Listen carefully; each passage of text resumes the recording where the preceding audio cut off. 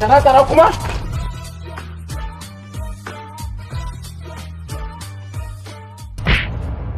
Wayo Allah kafata. Wayo Allah kafata. Wayo Allah kafata. Wayo Allah kafata. Wayo Allah kafata.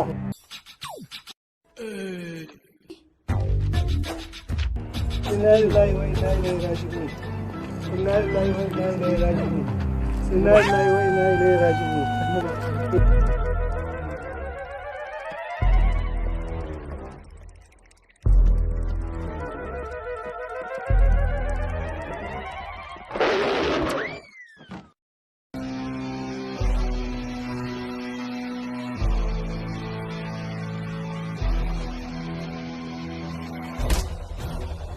An yau shuka shi ake kuma a ƙasa.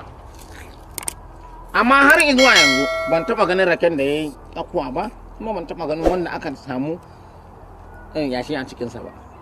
Kai baka ji akwai wani bature Mr. Brankinson. Shi wannan baturen ɗan Indiya ne. Lokacin ban karkarin wannan dina.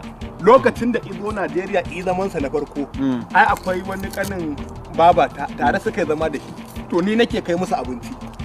Shi ne rake dan oda na buhu ba na gwangwani ba. Shi yasa rake duk inda ka je ƙasar duniya ai zaka tarar sha ake saboda abu ne wanda A'a sai ake. ban gane ci ake. Wallahi ci ake. Wai raken ake ci? To in sha ake ai daga za ka kafan kwada ko? A to ka da ke ɗiban gona ne a za wannan. Kakka ƙara ce mana ɗiban gona. Kai ina wannan ɗin Kakka ƙara ce mana ɗiban gona. Zan yi ta'adi wallahi. Kai ɗin banza in sha ake daga kai za a kwankwada ƙarya kake. Allah ya tsine wanda ya ɗaga min ƙafa daga yau. To kan kai wannan ne ka haɗe ma. Rono kuma. Kai ni fa za ka faɗa ma. Ka tashi man ka gani.